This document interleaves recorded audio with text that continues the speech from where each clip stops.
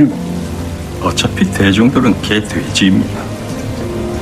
그럼 뭐하러 개돼지들한테 신경을 쓰시고 그러십니까? 적당히 지저대다가 알아서 조용해질 겁니다.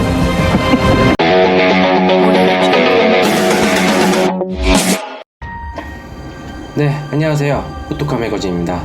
너무나 오랜만에 이렇게 인사를 하게 되네요. 약 2개월 정도 만에 업로드를 하였는데, 솔직히 말씀드리면은 본업에 대한 어떤 정리도 그렇고 여러가지 생각들이 있었어요. 하지만 이제 다시 마음을 다잡고 열심히 올릴 테니까 구독과 좋아요 꼭 힘이 되게끔 부탁드릴게요. 네, 지금 오늘 이 시간에 말씀드릴 거는 제네시스 G80과 GV80에 대한 소식입니다. 우선 현대자동차의 제네시스 G80과 GV80의 결함 소식이 너무나 뜨겁죠. 뜨겁다 못해 불까지 났었죠. 인터넷이나 유튜브에 올라오는 소식들을 보면 너무나 충격적이라 말문이 막히더라고요. 제네시스 G80 2.5 터보 차량의 결함이 대부분이고, 또한 3.5의 결함 부분에도 만만치가 않습니다. 이미 GV80은 잠시 출고가 중지까지 되기도 했었죠. 출시 전 압도적인 디자인에 와 라는 탄성이 나왔고, 판매량 베스트 5 안에 드는 거 보고 야, 우리나라에 이렇게 부자가 많았는지 생각을 해보았지만, 사전계약 소식이 들리면서 역시라는 끄덕임이 생겼던 차량이기도 합니다. 디자인과 엔진, 미션 등 풀체인지된 제네시스 GV80과 G80 가히 압도적이더라고요. 하지만 그 이후에 들려오는 소식들은 정말 참담하기 그지없습니다.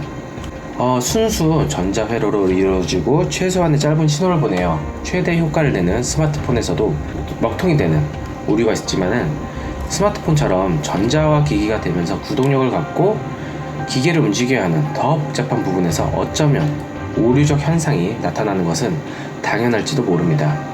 하지만 이번 제네시스 역시 수많은 매체에서 물고 뜯고 방어하고 있지만, 솔직히 팩트를 기반으로 한 주장이라면 제네시스, 즉 현대자동차에서 이를 수용하고 프리미엄 브랜드다운 모습을 보여줄 수 없었을지, 이런 생각도 하게 되네요. 위기는 곧 기회고 기회는 곧 돈이다.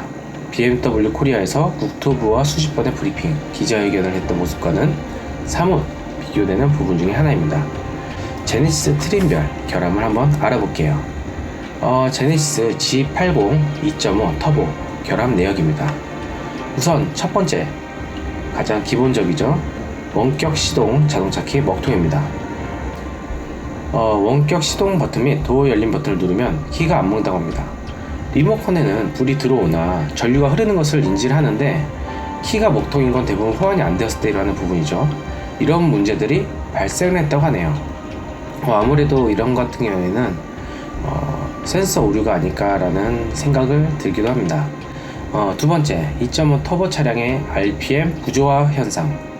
정차 시에 RPM 게이지가 가만히 있지 못하고 아이들링처럼 계속 떱니다. 이 떠는 게 살짝 내려왔다가 시동이 이제, 왜 수동 자동차 하면 RPM이 쭉 내려가면 시동이 꺼지잖아요. 그걸 다시 보완하기 위해서 올라갔다 내려갔다 올라갔다 이런 게 아니라 그냥 계속 어떻게 약간 방정맞다고 해야 되나요? 이런 방정맞게 왔다 갔다 하는 현상인데요. 이건 대부분 엔진 관리를 안 하고 탄 중고 차량들에서 많이 발생하는 현상이죠. 에어컨 버튼을 켰을 때 순간적인 반응은 있을 수 있어도 계속해서 부조화가 발생한다면 엔진 쪽 문제라고 생각이 되네요. 세 번째, 엔진 떨림과 핸들 잠김입니다.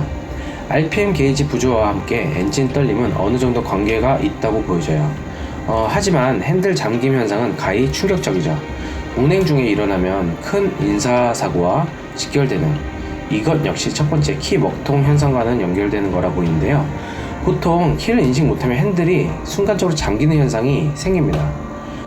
이런 현상이 아무래도 어떤 센서 오류라든지 스마트 키에 대한 어떤 연결되는 부분이 오류가 있어서 이러한 부분이 생기는 것처럼 느껴지네요. 네 번째, 모든 체크등 및 비상등 등 아무것도 아예 그냥 먹통이 돼버리는 거죠. G80 같은 경우에는 모든 게 먹통이고 심지어 작동도 안 돼요. 비상등도 그렇고 모든 게. 아예 모든 것들이 건드릴 수도 없을 만큼 작동이 안 되고 계속해서 있다가 다시 시동을 껐어요. 시동을 껐다가 키면 다시 파인 드라이브 하면서 환영을 해줍니다. 환영을 해주다가 다시 또 2, 3분 내에 또 이런 현상이 발생이 되는 거죠. 이게 지속되다 보면은 다시 또 핸들 잠김 현상이 생기게 되고, 순간적으로 핸들이 잠기게 되면은 시내 도로라든지 그런 거 같은 경우에는 정말 다행이겠지만은 고속에서 코너부분 만났을 때 정말 큰 사고로 이어지는 거잖아요. 게다가 그 상황에서는 사람들이 당황을 해서 제대로 된 매뉴얼대로 어떻게 대처를 하지 못합니다. 이런 것들이 너무나 복잡한 문제라고 생각하는데, 특히 이번 3세대 플랫폼을 갖고 있는 G80 같은 경우에는 아무래도 이 3세대 플랫폼에 대한 배선 문제와 센서 배치에 대한 문제라든지, 게다가 서로 간의 상호 간섭들이 좀 심한 것 같아요.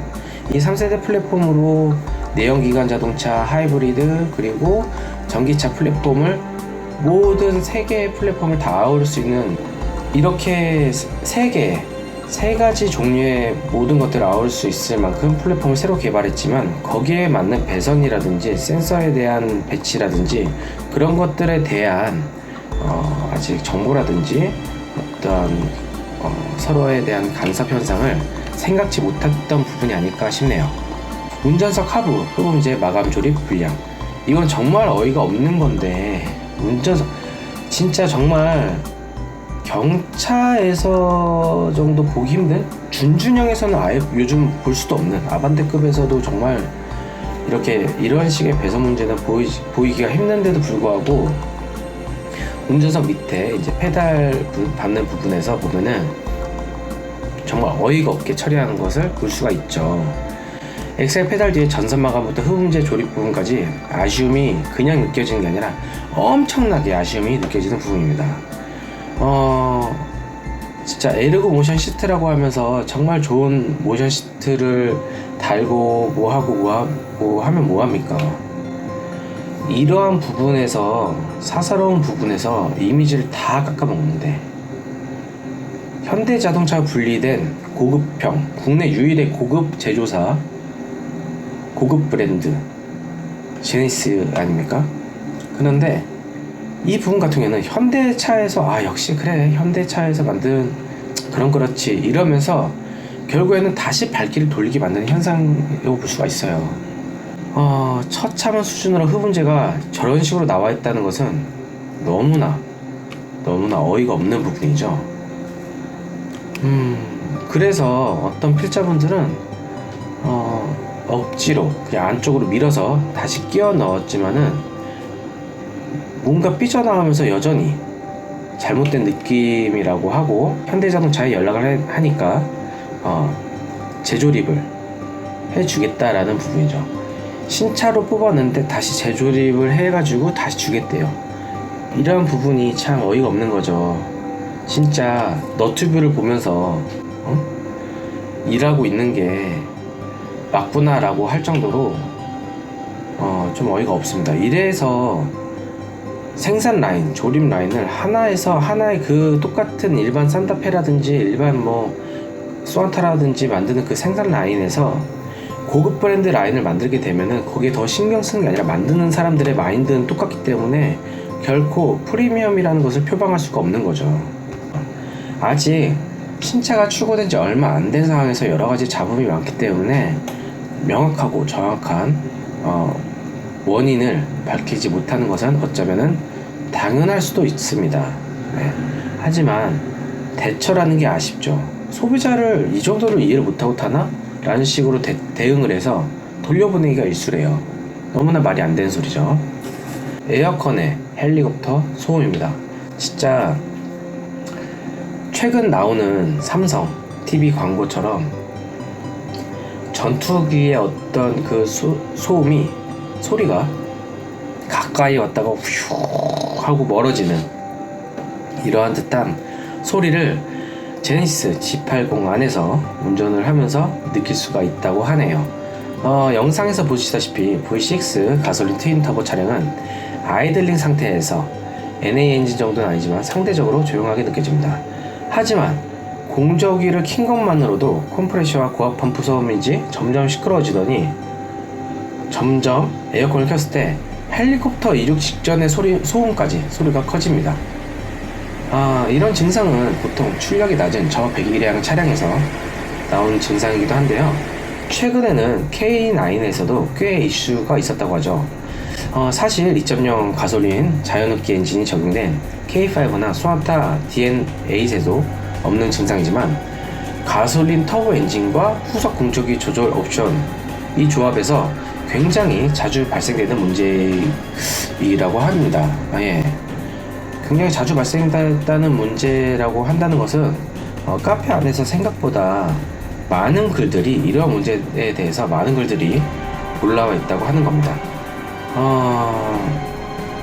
또한 이 글을 보시다 보면은 이 지금 터보 엔진과 후속 공조기 조절 옵션 이 옵션을 뺀 차량에서는 디젤에서는 이런 증상이 거의 없습니다. 즉 분명히 후속 공조기 조절 이 옵션 자체가 현재 말이 많은데 200만원 정도 되는 옵션가를 주면서 정말 오히려 없느니 못한 옵션을 선택 안 하느니 못한 정도로 지금 벌써 이러한 우려적 문제가 생기고 있다는 거죠. 제조업에서 근무하는 입장에서 보면은 무결점 제품이랑 불가능한 꿈의 그러한 단어임을 너무나 잘 알고 있죠. 하지만 이제 컴플레인이 발생했을 때 어떻게 대처할 것이냐는 그 기업이 가진 경쟁력의 큰 부분이기도 합니다. 소비자들은 제품을 사기 전에 갈등과도 같은 욕구와 선망의 눈빛을 보내지만 지불한 물품이 기대에 미치지 못하면 정말 애증의 관계처럼 확 돌아서기도 하죠. 모든 시스템이 전자식으로 바뀌고 있고 그만큼 초창기 차량들보다는 엄청난 발전을 이루고 있거든요. 하지만 배선 쪽에서 그 발전을 못 따라간 건 아닐까라는 생각이 많이 듭니다. 새로운 플랫폼을 만들고 3세트 플랫폼을 만들었고 새로운 조요 클러치라든지 새로운 미션이라든지 어떤 새로운 제품을 만들 때 사항을 고려해 본다던가 테스트를 해본다던가 아니면 서로 간의 전자파 일상생활에서의 도로주행에서 이제 쭉 시내라든지 돌 때 간섭되는 그런 간섭까지도 생각을 해봐야 되는 문제점이지 않을까 싶어요. 이러한 전자기판 디지털 클러스터 모든 게 이제 하나의 스마트폰처럼 전자제품화 돼버리는 이 자동차에서